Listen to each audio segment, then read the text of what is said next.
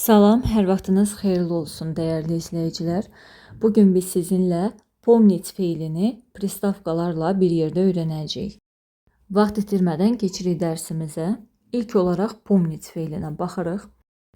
Pomnit feili həmişə xatırlamaq, yadda olmaq deməkdir. Misal üçün, я помню вас. Вы часто приходили к нам, когда я был маленьким. Или была маленькой.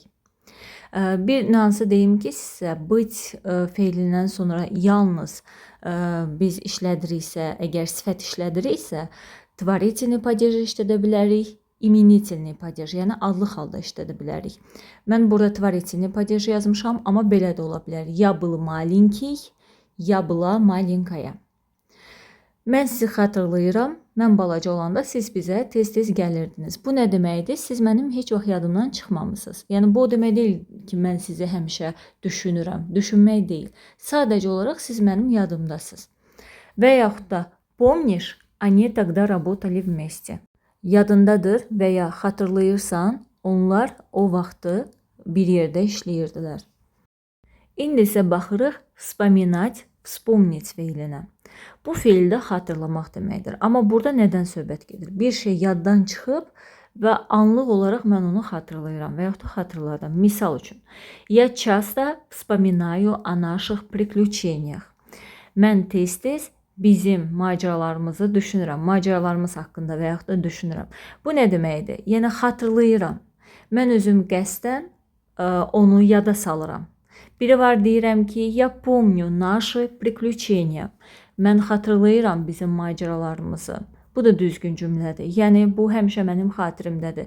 Bir də var ki, bu cümlədən sanki belə çıxır ki, mən qəsdən hər dəfə qayıdıb yadıma salıram bizim o macəraları. Və yaxud da я забыла, но сейчас все вспомнила.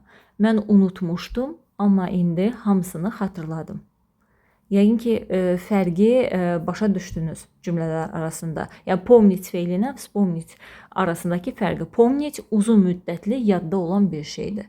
Вспоминать isə qəsdən onu yaddaşımızdan çıxardıb yenidən canlandırmaq deməkdir, xatırlamaq deməkdir. Əgər biz bu feilə siyah hissəciyi qoşsaq, olacaq yada düşmək. Biri var yada salmaq nə isə, bir də var yada düşmək. Misal üçün, в последнее время мне часто вспоминаются те места.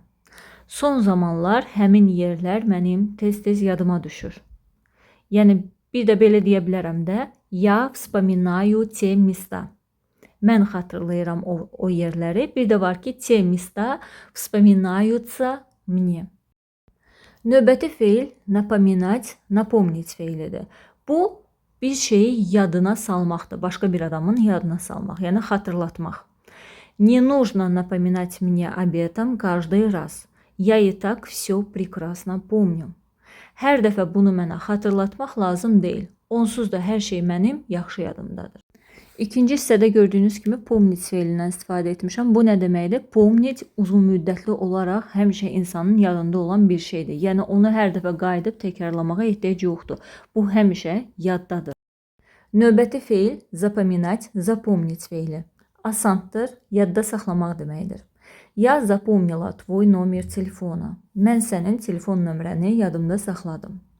Əgər bu feilə siyah hissəciyi artırsaq, yadda qalmaq deməkdir. Misal üçün, такие фразы быстро запоминаются. Bu cür ifadələr tez yadda qalır. Digər feil припоминать, припомнить feilidir. Mən burada NSV-ni yazsam da, adətən bu feil SV versiyada işlənir və biraz negativ mənada işlənir. Misal üçün, я тебе еще припомню. Это da deyə bilərik, deməyə də bilərik. Bu deməkdir ki, mən sənə hələ göstərərəm. Yəni, bunu sənin yadına salacam. Yəni, bir növ əvəz çıxmaq kimi. Sən belə elədin, vaxtı gələndə mən bunu sənə xatırladacam. Növbəti feil апоминаться, опомниться feili. Bu feil xatırlamaqla əlaqəsi yoxdur. Ağlını başına yığmaq, özünə gəlmək deməkdir. Misal üçün, опомнись, это все ради твоего блага. Ağlını başına yığ. Bunlar hamısı sənin yaxşılığın üçündür. Və sonuncu feil упоминать, упомянуть. Fikir verin, bu feildə SV başqa cürdür. Упомнить deyil, упомянуть-dur. Bu da xatırlatma etmək, xatırlamaq deməkdir və adını çəkmək deməkdir. Sosial şəbəkə istifadə edənlər bunu tez-tez rast gəlirsiniz buna. Misal üçün, кое-кто упомянул вас в своем stories. Bu nə deməkdir? Kimsə sizi öz hekayəsində qeyd elədi. Yəni orada sizin adınızı çəkdi. Adətən birini qeyd edirik hansısa videonun və yaxud da şərhin içində. Упомянуть feili ilə gəlir. Bundan sonra fikir verəcəksiniz yəqin ki. Yəni bu o deməkdir ki, sizin adınızı çəkdi, sizi xatırladı. Və yaxud da növbəti bir misal. Хорошо, что вы упомянули об этом. Yaxşı ki, siz bu haqda xatırlatdınız, xatırlatma etdiniz daha doğrusu. Yəni bu şeyin adını çəkdiniz mənasında. Bu qədər əziz izləyicilər, ümid edirəm sizin üçün faydalı bir video oldu. Sağ olun, növbəti dərsdə görüşənədək.